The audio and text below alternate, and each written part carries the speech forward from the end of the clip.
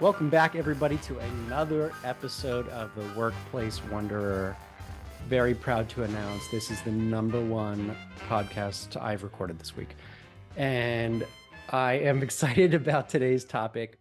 Today, we're actually going to be discussing mental health literacy at work within corporations. And this is somewhere that my whole workplace wanderer journey had really started in improving mental health literacy at workplaces. This is where I began, was going to corporations and teaching them about substance use disorders was how I started and how they show up at work. And then it went to teaching them about mental health and what that looked like at work. And then really progressed towards now me focusing full time on helping to improve workplaces all around and improve the workplace dynamics. I stopped focusing so much on the actual issue of mental health or substance use disorders and started looking at what's the root cause that's causing mental health problems or causing people to move towards substances. So today I have a guest on. I'm very excited to talk to, and someone that this is near and dear to her heart in terms of improving mental health literacy, because this is what she does on a day-to-day basis. This is the company that she works with, runs. Total badass here. This is what they focus on. So Laura Kunz, welcome to the Workplace Wanderer. Thanks, Blake. I'm very excited to be here. I've been watching the podcast for probably about 6 months now. So, Oh, that was you. Okay, yeah. cool. Sweet. All right. Our one fan. And as always, in an effort to be more inclusive to our guests and to our listeners, I always ask our guests to introduce themselves so that they can speak to what is important to them today and what matters most. So, Laura, if you don't mind, go ahead and introduce yourself. Absolutely. My name is Laura Kunz. I am currently the Vice President of Spirence. I also do work for our sister organization, Futures Recovery Healthcare. I have worked in behavioral health for almost 15 years. Prior to that, I Wow. was actually, I was in residential real estate. Don't really ask me where the bridge was there, but there was one. There's got to be something in There there. was one, yeah. Um, and and yeah, I'm a mom of two. I live in Jupiter, Florida, so I'm definitely a working mom.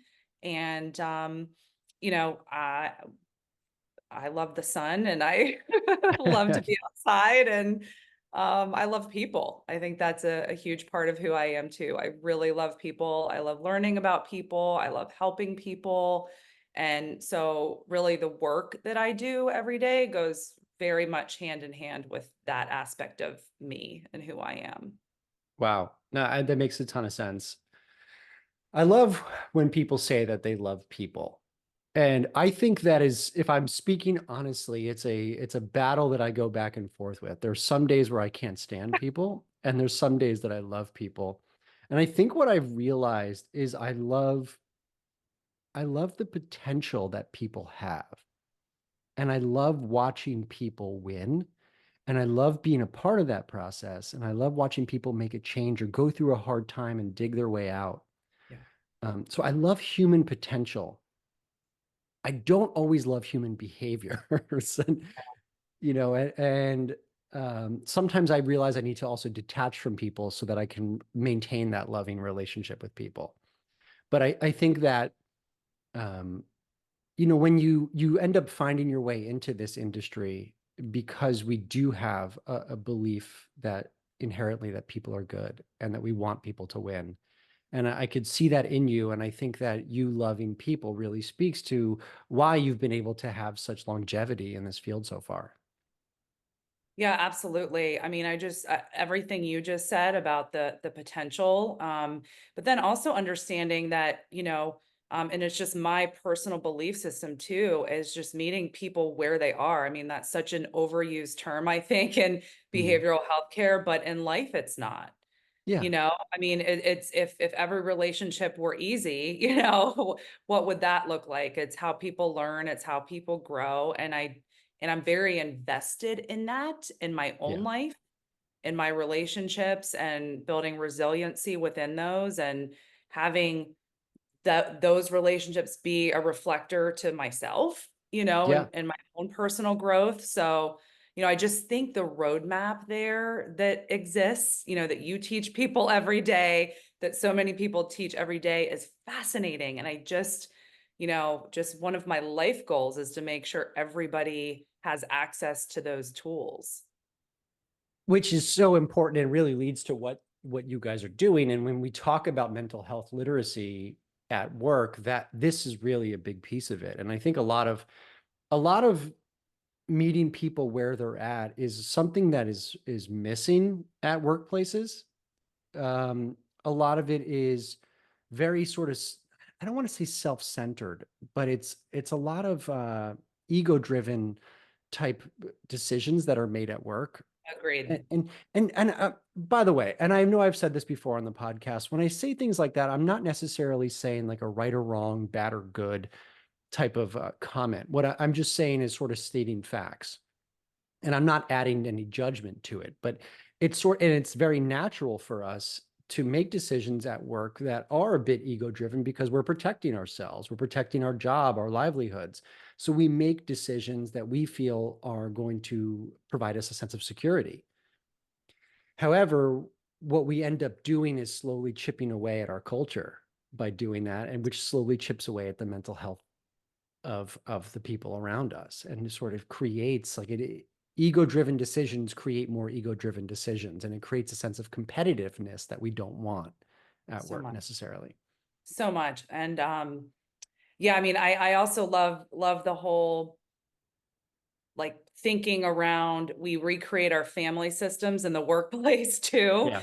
Oh you my know gosh. so so you're also bringing in all of those dynamics, with I feel like the ego driven decisions though so often come because people truly don't know any differently. Hmm. They don't know anything else. They don't have the language or even the inspiration to do anything different. I mean, I hear that all the time, that Right. it's very tough for people to even conceptualize what a healthy workplace looks like and is, because Well, they've never and worked in one, and they've certainly yeah, never been one.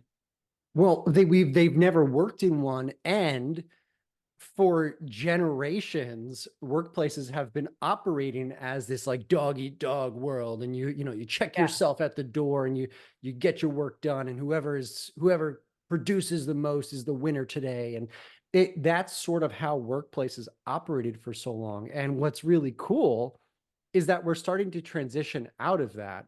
And it's cool for us. May not be cooler for older generations, but it's cool for us, for the generations that care more about having better human interactions at work, and we find more of a sense of purpose in our workplaces than we did before. Does that make sense? Oh, it makes a ton of sense. I mean, and so through our work experience, we're hearing that the generations coming into the workforce expect that. They expect a healthy workplace. They expect mental health support in the workplace, and they will not work for that company if they don't have it. I mean, Yeah. and that traces back to, I think, COVID blew the lid off of, Hmm. mental health stigma. And so many in that generation are so into therapy and wellness and love of self, and so they're just built that way. They're coming into your workplace built that way. Yeah. So giddy up. Well, I remember reading some statistic that we essentially spend the majority of our life at work, Yeah. and we're in some type of work setting for the majority of our life. Yet we have always been expected to remove our humanity during those work hours and to just function almost as robots or just to get a job done. And I think COVID shed a spotlight of like, that's really not possible. And we need to actually emphasize our humanity if we want to be able to be sustainable, to sustain long term in our lives, in our careers. We have to have like a sense of like, why does this all matter? And by bringing our humanness to work, we can actually find that sense of purpose and find that sense of belonging that we've always looked for elsewhere. Now we can find that in our workplace. I love that you stand for that and that you teach that, because I can't tell you how many times I've heard, not even in the work through spirits and talking to so many workplace leaders. But even in our own workplace at Futures and, other workplaces I've worked in, that people don't know, to my point, they don't know how to foster that. They have no idea how to allow an employee to be themselves within the boundaries of what a workplace requires legally, within the boundaries of what a workplace requires historically, to your point. It's built to function. It's built to, Yeah. it's very masculine. It's very masculine. So, if we want to take the conversation there to try to integrate some of that feminine Yeah. and allow emotions to be okay, that definitely takes training, I think, for people. It takes language skills, communication skills, where people want it black and white. They want to know, okay, if I do this, this, and this, people will feel safe to be themselves at work, but 100%. that takes the work out of it. It's each individual conversation. It's each individual employee. You have to put effort in consistently, really. Yeah, well, and I want to jump back to another thing that we've said on this podcast a couple times too, is that then when we bring up masculine and feminine values, before some dude is like listening right now and is like, oh, well, screw that, I don't believe in Oh, this. I want to just emphasize again, like it has nothing to do with male and female. It's right, it's right, really about a set of values, and um, we're not talking about it in terms of like a right or wrong, or you should be more feminine or more masculine. It's really right. more about uh, again, bringing that human side of like and allowing a space for emotions to be at work. And I think the reason why so many workplaces struggle with this is that like the truth is that it's really difficult. Like it's not an easy, this isn't some easy task to just introduce and say, hey, I'm going to make my workplace mental health friendly. I'm going to make it I'm going to be an authentic leader, and it's going to be an authentic workplace now, and everybody can be themselves. It is so contextual and Yeah. requires so much self-awareness and situational awareness from not just the main leader, but from everybody within the system to understand what's going on around them. And it, not to come full circle here, but I'm damn well about to. It's all about meeting people where they're at. It And absolutely is. I mean, that's honestly how Spirence was built, because it's like you have to start somewhere. And the yes, mental health literacy level nationally is even lower than the health literacy level, which is extreme, the physical health literacy level, which yeah. is extremely low. I mean, most people are going to Google to figure out Mhm. what's going on there. And then for their mental health, they're probably going to Google as well. So if they even know what to Google, that's how low it is. They're Um, probably, even because some of the stigma, which is slowly going away, but they're probably going in incognito mode to go Google that stuff just because they're afraid to find it on their computer that they're oh searching yeah. mental health at work. Oh, Um, diet anxiety, not me. Yeah. yeah, right. I then going back though to what you said about meeting people where they're at, I would love to explore that a little bit more. And what does that mean? So like I know initially when I was working in the mental health field specifically, that started getting brought up. So could you maybe give us a little bit of background of what does it mean to meet somebody where they're at in, let's say, mental health? And then how does that translate over to the workplace? Like, what does that look like? Well, I can just tell you how we translated it and applied it at Spirence to take it into the workplace. Great. So the last few years, there were several national workplace mental health studies that showed, and this was so eye-opening for me coming from residential behavioral health. So picture a spectrum. So it showed that the average workplace has about 25% of their employees that have a need for clinical services. So that's Mhm. therapy, that's psychiatry, medication, could be residential treatment. Even smaller percentage of that 25% need or ever going to need crisis support. That's your acute levels of care, intervention, et cetera. Um, and I don't know that the one study factored in the loved ones, or in all of the dependents. I believe it was just the employees. So then and historically, that's where workplaces would invest in mental health support was for that 25%. That's where you see your EAPs that provide, 4 to 12 therapy sessions a year, just depending on what it is. They'll even provide coaching, which is a little bit lower level. A lot of the new companies going into the workplace that focused on mental health, they also focused on that 25% of people. But what about the 75% that's still sitting there? And, they might be in any given day on a spectrum of thriving to surviving to struggling, right? So Yeah. they don't meet the need for anything clinical yet, but they have enough days in that struggling category. And eventually, and workplaces, a lot of times they'll make these decisions of what kind of resources they bring in for support. I mean, it's comes down to dollars and cents. Yeah. So, they're seeing the 25% bleed it out in the claims therapy, because we know as mental health professionals, by the time they get there to that 25% bucket, they are going to need more to treat that condition if it's developed into a condition, or for them to figure out what's going on with them because they have built zero mental health literacy prior. They just heard therapy helps mental health, so they go get therapy. Yeah. So that's what we set out to do, was build something that supported that other. It actually supports the full 100%, because, even the people in the 25% bucket can benefit from learning about mental Yes. health, learning how to identify what's going on with them, not through Google, but through experts who can break down their 20 years of knowledge, into bite-sized content for people to consume on demand, self-paced, and privacy on their own time, and consume it of as much of it as they need to for it really to stick. So, Yeah. that's how we structured it to help, and the feedback we've gotten so far has been really cool with that, because I could imagine.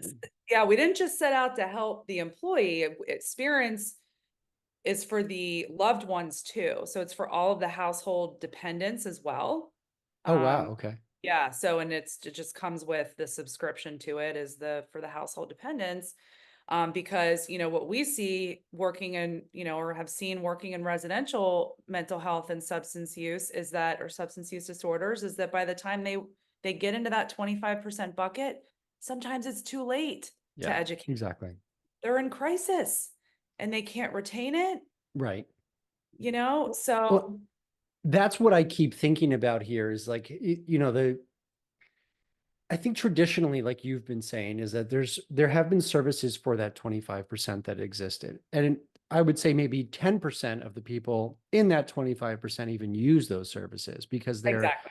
they're so fearful to come forward, or they don't know how to use it, or they end up maybe holding on a little bit too long and things get worse, so they end up hospitalized, or an incident on the job or something happens. The approach that you all are taking makes so much sense, though, to really kind of improve the literacy and really get a conversation started about mental health within the workplace, which ultimately, to me, is not only improving literacy, but you're improving cultural, the culture of the organization, where you're letting people know that, hey, it's okay to have these conversations. It's okay to take care of yourself. We care about you. I think the way that so many companies did it in the past was, hey, we're going to offer some services for people that if we really run them ragged and run them to the bone, they've got some services. We can check that box and say that, hey, there's resources out for our employees if they need it. But Yes. in the meantime, we're going to beat them up, and we're going to really make this, I don't like using the term toxic workplace, but we're just going to act like nothing else is going on. We're going to work people to the bone, and we're not really going to care at offering any other services to everybody else in the corporation. And if it gets bad enough, of course, something exists for them, and they can probably find it in their HR manual. Absolutely. Well, and so this year, really, it started in Q4 of last year and into conversations this year. We've heard from HR directors that it's employees are struggling with even getting simple questions answered. They're being offered the therapy or whatever the resources are, and they're like, I don't need that. Can't somebody Yeah. just help me with X, So giving people even the language to talk about something. Such a good example, 2 weeks ago, there was a woman who watched one of the topics is eating disorders, myths about eating disorders. And there's 5 modules on it. She watched a couple modules and she gave us feedback and said, I can now talk to my niece who's struggling with bulimia, whereas I had no idea how to talk to her about it. She just didn't want to say the wrong thing. Yep. So it's Well, and you're attacking something that is so also overlooked by a lot of organizations is that presenteeism piece, right? Where thank you. Yes. yeah, so they're at work, but they're not at work mentally because they're worried Yes. about their niece who might have an eating disorder and how do I Yes. talk to them? So you're giving people resources to say, okay, I can relax now. I know how to have this conversation. I don't have to sit here planning and plotting how to do that. I'm going to do my job now. So you're helping to provide that relief through education and through this literacy process. You just nailed it. I'd say so far the biggest piece of feedback, that it just gives people that bit of relief that they need to, Mhm. feel like they've checked the box in their mind with what's going on with them. Another really hot topic that people, I hate to call it a hot topic because it's so tough for people, is so many caring for elderly parents that have dementia, that are sick, That is a hot topic. presenteeism. I know it's terrible, Laura Ann. It's But okay. boy, Lord, I cannot tell you how many times we've heard it though, that people are struggling to be present because they're 100%. doing all of this. And the question is, well, how can I protect their mental health? And so what we say at Spirence, well, we're going to teach you how to protect yours while you're caring for them. Yes. It's people don't even get that piece. Yeah. It's enormous. And every type of mental health concern or any type of thing that we've got going on, whether it's even financial literacy, trying to figure out your whole finance piece, that affects our mental health, Big you time. know, right. So understanding all of those things and having resources at work that can maybe help you understand that actually makes you more productive at work, which I imagine is sort of the business case. I'm always interested in going into, okay, this all sounds really nice and this is all really, it's very humane. And I think this attacks a lot of the social issues. Why would a business want to do this? What's the business case for bringing, let's say, spirits in to their workplace? Well, I mean, I think number one, more and more employers are feeling pressure to do that because you do have these new generations coming in and that's what they expect. They expect to be holistically cared for. So And attracting talent. absolutely. And I mean, Yeah. are they wrong I mean, that's everything you teach. That's everything I No. stand for too, us being, authentic in all areas of our life. But no, absolutely. Attracting talent is one of them. I think a lot of workplaces today have um, a leader within it that's championing, they're a mental health advocate themselves. And Mhm. whether it's through their own personal experience or really I've worked with a few HR leaders so far where they've just felt the gravity of the mental health challenges within the workplace and they want to do something about it. HR has broadened so much from what it used to be to what it is now, where it used to just kind of be like, hey, that was the person. If you're in trouble, you go talk to HR. They carry out all the employment law type stuff and they make sure all the paperwork is done. And now HR has taken on such a huge responsibility of employee wellness and making sure employees feel heard and taken care of. And they are really change makers in the culture world of making sure that the culture of an organization supports productivity and longevity at work. I think that's so well said. I've really learned that the last, year or so building and working for Spirits is how dynamic of professionals HR leaders are. As an employee and a colleague, did not see it that way either. Mhm. You just see them as where, they send out the benefits, but no, they're jacks of all trades. It's, Yeah. you know, their hands in here, their hands in here, their hands in here. So I totally agree. And maybe that's a reason they're also so invested in mental health. They know they need it themselves. Yeah. Yeah. Imagine They how are. burnt out they are. they're sort of the first responders of the work world, and 100%. it's a tough job to have. And like oftentimes, like very many other people in helping professions, they're the last ones to take care of themselves and they're the last ones to be taken care of. Well, right. And I mean, Yeah. if people are coming to you with what so many don't have a choice but to go to their HR leaders with today, because is so much going on in the world. Critical incidents in the workplace are increasing even, that spectrum's very large. Mhm. You know, how hard is it for them to have the right thing to say and do in every moment with every employee? It's no joke. So, Yeah, it is. And there's a lot of pressure there.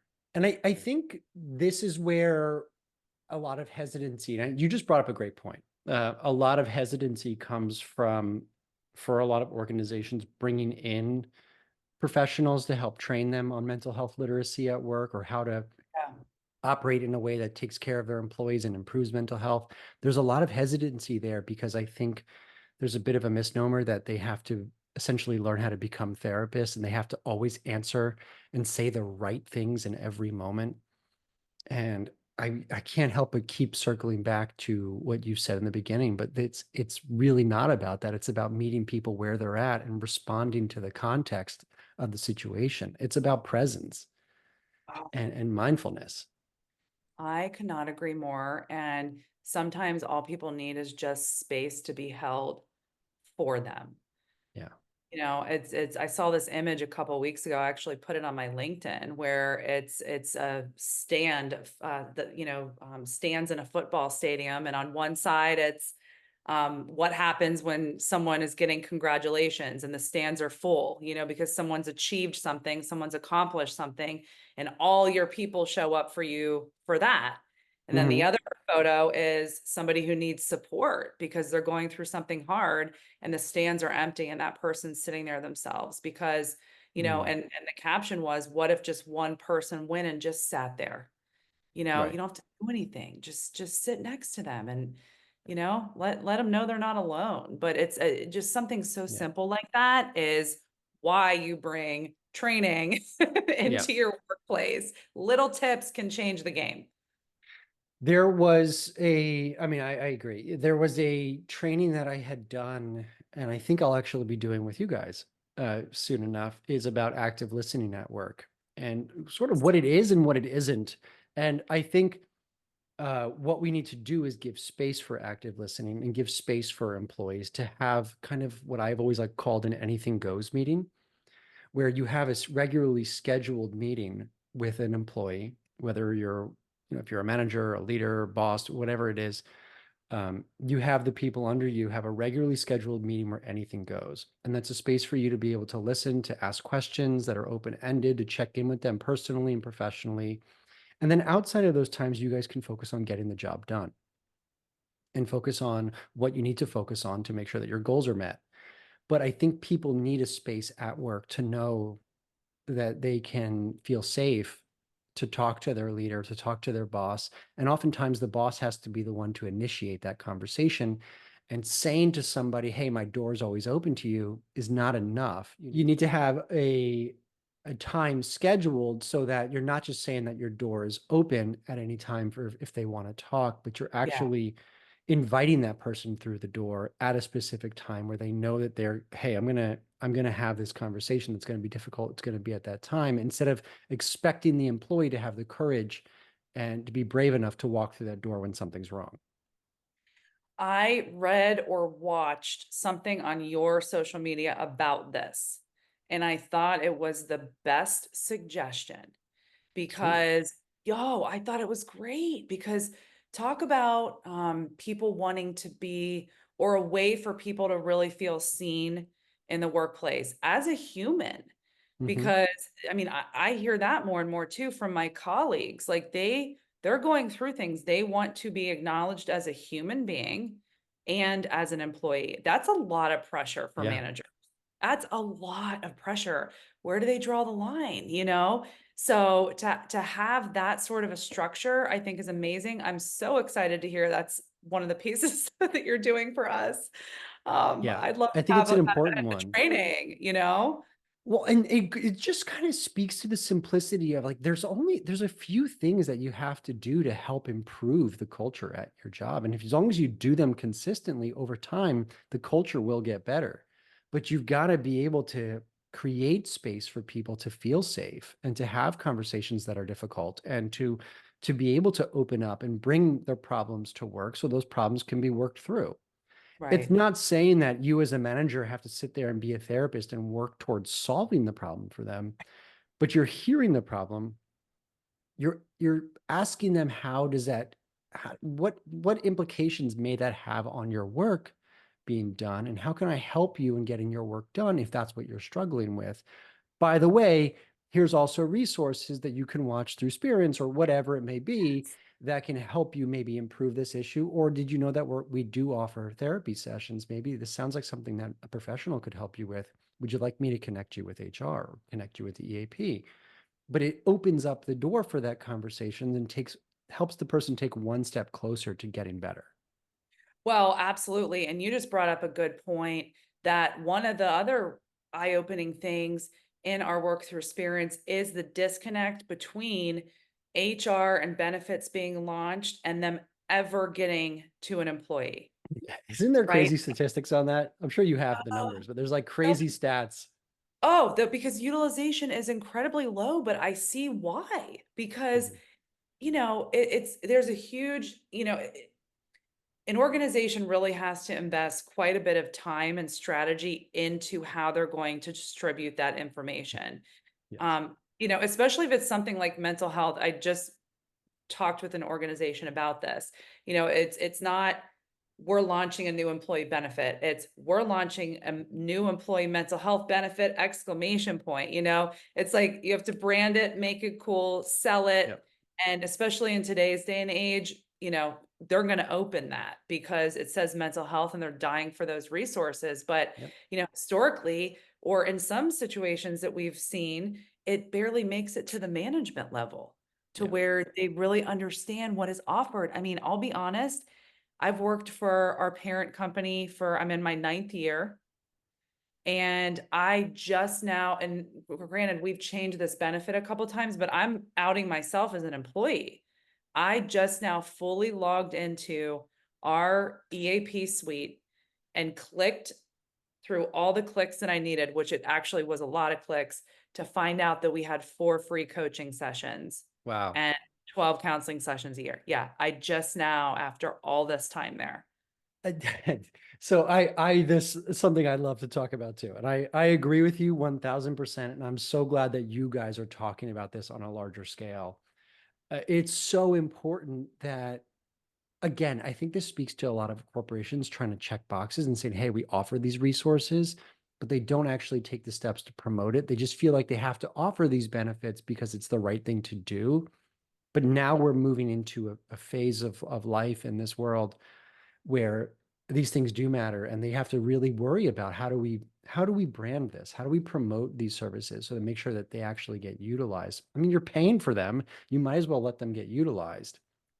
But that's something I used to, when I would do presentations at work in workplaces and some of these big corporations that I knew had an EAP, I would ask the crowd, because it was speaking to all of the employees, I would ask them, can everybody raise your hand here if you ever used your EAP? And you'd get like one or two hands up. And I go, let me ask you a follow-up question. Who here knows that you have an EAP? And you'd get like another one or two, maybe 4 or 5 hands. And then I would go, okay, let me ask you another question. Who here even knows what EAP stands for? And you'd get like the exact same like 4 or 5 people. And I would look over at the HR manager and go, hey, what's going on? And they would go, oh, it was in their employee manual that they signed the paperwork. They know that they have this. I'm like, let me tell you something. Nobody reads that. I don't care what you say. Nobody reads that. No one cares. The employee manual that's never been read. That's maybe not true, but for the most part, no one reads that. we need to worry about how are we promoting these services. We need to make it cool. There should be flyers everywhere. There should be Slacks going out. There should be emails going out. There should be conversations being had at the beginning of every meeting. Hey, just a reminder, guys, in case anyone wants to utilize it, it's completely confidential. We do have some employee services for mental health. If you wanted to talk to somebody, you can. Okay, let's jump into the meeting. It should be talked about in that way and regularly. I totally agree. It does take effort. And, does it fall on the HR leaders or does it fall on the managers? Because Everybody. right. That's so true. I was going to say these poor HR leaders, and we've identified another point of pressure. Now they have to be marketers and salespeople too, but you're right. It falls on everybody. It's everybody. Yeah. The HR professionals, well, really, it should come from the top, but the HR professionals should be the ones creating initiatives to the managers for the managers to enact. They should be Right. the ones doing it, because I'm a very firm believer that people do what their manager tells them to do, and their managers are the ones that make things okay or not okay. And so HR can do something, and it's always going to feel like HR is just doing it because they have to. If your manager says, hey, there's a therapy service that's going on, I might actually reach out to them. This sounds like Yeah. a good idea. And just putting that out there, it lets other people know that it's okay. It's that trickle down leadernomics there. Interesting. I've never heard that before. The trickle down leader. I just made it up. That's why. Yeah, no, I like it. And it is true though, because like think about it in an employee's shoes, and I'll just put myself, I am an employee. I would feel seen right there in that moment. Like you're Mhm. acknowledging me as a human right there in that moment because Yeah. you wrote that. I actually did have a manager once who in like a weekly download mentioned it. Hey, I want you using your PTO. I mean, this was in the mental health field too. I want you using your PTO. If anybody needs additional support, we do have an EAP. Now, I do feel EAP is a little stigmatized though. A lot of people immediately, put a little bit of a stigma with it, but it Yeah. was, you take your days off. This is hard work that we do, and it was like, wow, okay. Feel very human. Yeah. I think in mental health, that's even harder. Like the PTO conversations and a lot of what we're talking about there's a whole nother layer to it in the overall culture of mental health treatment, of taking time off for yourself, almost feels selfish when you're in a helping profession like this. It's really hard to do. And there's a whole other layers to it of things that leaders should be doing to make sure that that PTO is used and people are taking time for self-care. That's a tough one. I know for me, I'll speak for myself personally. I know for me, I had time that I could take off, but I felt so guilty of putting the burden of helping someone, helping in a helping profession, putting that burden on other people and feeling like I'm one, abandoning my clients for a brief period of time. I'm putting that pressure on my coworkers to help take over from and help my clients. So I'm adding more to their plate than they're already burnt out. There were so many layers to it that made it hard to take off time. And that's where I think these organizations need to build in systems that allow for people to take time off, or almost and essentially force or help people take time off and really plan for it well. Could not agree more. I do know of an organization, it's actually in the mental health space, and they incentivize based on it's part of their bonus package that they use their PTO, and that their colleagues are incentivized to step in and help, That's really colleagues cool. when they use their PTO. It's the coolest thing. I'll tell you offline who the organization is Yeah, I want actually. to know. I That's think it's the great. I think it's the neatest thing.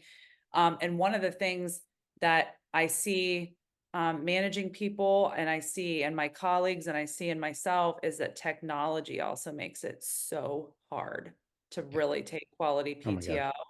So hard. I mean, someone taught me last year how to put an away message up on my text on my iPhone for texts. Have you ever done that before? No, I saw that you have that. When I text you the other day, you got to teach me how to do that, because I've always wondered Yeah. how that's possible.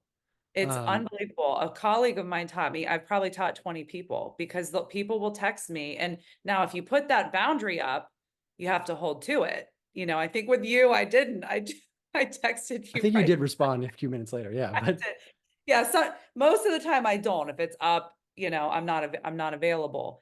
But that's how hard it is for people. You have to go to great lengths to really let people know, especially in like you were saying, a helping profession where you're on call in any sort of capacity. Um, you don't want to leave somebody hanging. it's tough. It's tough. And I think it depends on each individual too, of like how do you detach? I know for me, I don't know what it is. It's like an OCD thing where if I have an email, I have to read it. If I got a text, I got to read it. So for me, like I go to places like in May, I'm going to Moab National Park and it's off the grid and there's no cell service there. And I will be completely off the grid. My phone goes in a backpack for 4 or 5 days, and I can't be able to access my phone. Because I know Yeah. for me, like I have to make those plans to say, okay, you got to detach completely or you're not going to.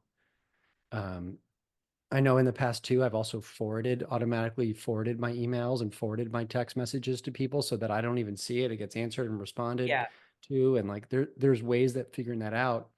I will also say though, technology is a big, and this is something I'll talk about in the difficult conversations trainings that I'll be doing, but technology is a big impediment to having difficult conversations because it's an interrupter.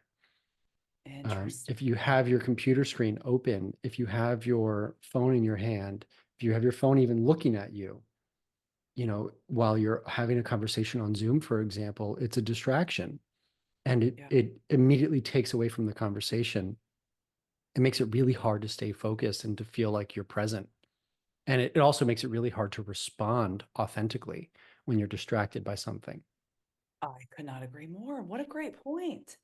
Yeah, it's tough. It's a tough balance. I think technology is a huge challenge, especially at work. I mean, those conversations with those anything goes meetings, Yeah. unless they're on Zoom, which if they are, you need to close the different apps, close your Outlook, close your iMessage, close all of that stuff on your computer so that you're not getting pop-ups during that distraction or during that conversation so you're not distracted because you've got to be present and focused for those.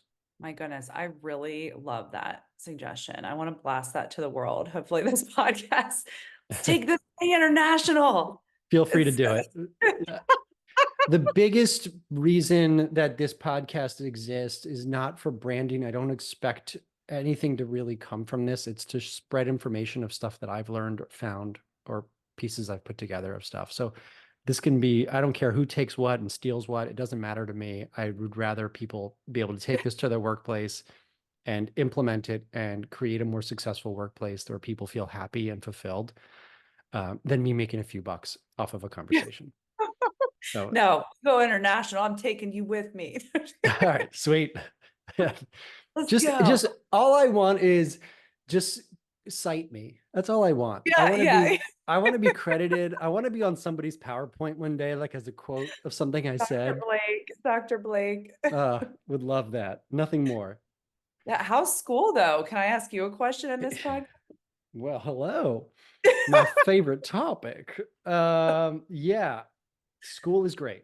School is great. It's been a challenge. This semester is different than last semester, and watching it evolve, I am learning so much, and I'm not just learning through what they're teaching us through the textbooks and the articles and the conversations. They're modeling what good leadership is to us. The program really walks the walk and talks the talk. And it's been really interesting and amazing to see how much they really do promote um, what mental health in the workplace looks like. Like how they take mental wellness in the workplace, what that looks like. They really take care of each other and they take care of us. And it's really How, cool. how'd you find this program? Um, LinkedIn, actually. Okay, so I was Googling all over the place looking for my master's is in leadership. And I was looking for a doctoral program, but everything was IO psychology, industrial organizational psych. And it's a little bit too scientific for me. And so I was trying to find something that was more focused on the leadership side, like the human and the behavioral science side of things. And was on LinkedIn one day and someone's post came up and I saw that they have a doctorate in leadership psychology, clicked on their post and sort of went down this trail. And turns out like it's a great school in Boston called William James College, that's actually known more for their clinical training, but they've started this whole leadership psych side of it. And I don't know. I love the program. It's a challenge. It's long.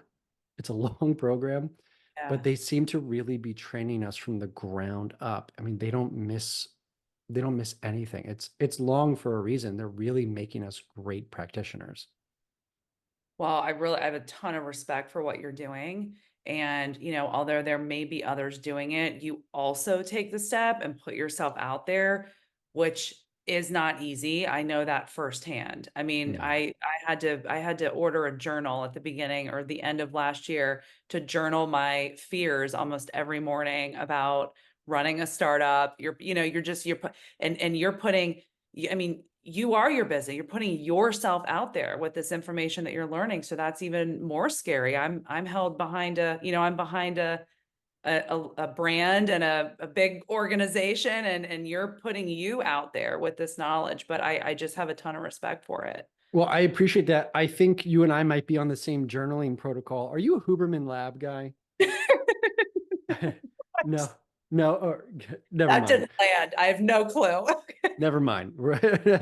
Because he talks about journaling protocols. I started two at this end of last year as I was transitioning from my last company to doing this now.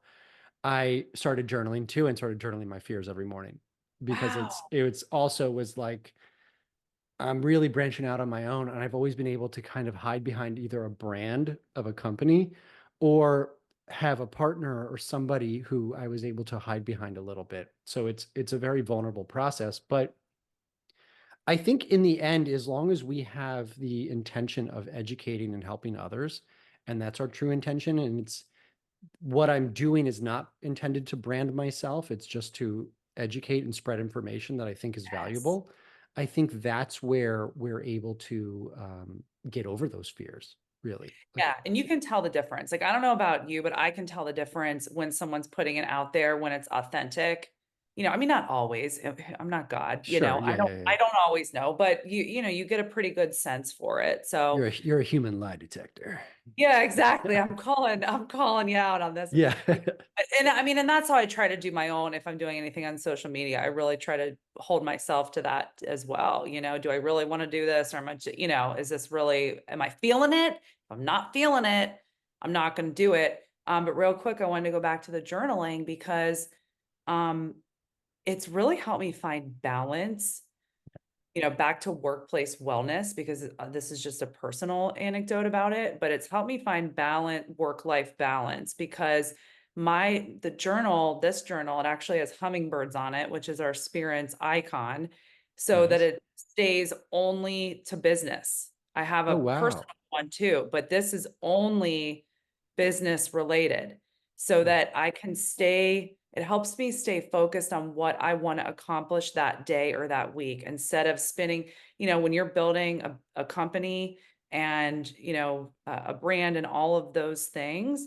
it's, at least in my experience, it can be really overwhelming sometimes. So it just helps me stay focused on, this is, first of all, this is what you're going to do today or this week. These are your goals, but also this is why you're doing it. yeah. It's Do, very, do you have a specific, like, is there a time frame? How long does it take you to do this every day? oh, it depends. Some days I'll literally just write on the page, I blah, blah, blah, blah, I just need to just vent to the page. Yeah. And then some days it's, a good 5 minutes that I'm really writing a stream of consciousness. And, or if I'm writing about one situation in particular of, I don't know if I should hire this person or this person, I'm going to I walk out, write out all of my thoughts Yeah. about, Yeah. so it just depends. I'd say it's anywhere from 2 to 10 minutes that I'll do Wow. it. And it's not always every day. I'd say average is 2 to 3 times a week that I do it. And how much time, and obviously you can't put an exact number to this, but how much time do you think it saves you throughout the week of worrying or trying to process your thoughts throughout the day as you go? Is this like so those 10, 15 minutes you're spending journaling, it sounds like saves you later on. I don't know that I can quantify it. I know it's been a game changer for me. Okay. I have several friends who are also either starting companies or they're building companies, and I've recommended, actually one friend was already doing it because he's in an incubator group, and Mm. they had recommended something similar. But it's been a game changer because Wow. I stay more clear and focused. It's you can set out every morning to accomplish every goal of building a company, or you can set out every morning to accomplish, the daily goal of building a Yeah. company. And that's really what it's looked like at Spirence. We just lay the bricks one at a time, and all of a sudden we've built a pretty nice wall so You far. just you just gave me such a great soundbite to promote this on social media. That was such a good quote there. I love that. And I will be using that. And I think we should end on that note. I think this was an incredible conversation. There's so many little Easter eggs hidden throughout this conversation. So I really hope people enjoy it. I hope people take the time to listen to the entirety of this, or they can skip around. Thank you so much for taking the time to join me today and to have this conversation. Well, you're welcome. I really enjoyed it. I think you're such an interesting person. So Cool. thank you for having me on. I know I'm very excited about what you're doing, what we're doing together, and just all of it. So I've always wanted to be called an interesting person.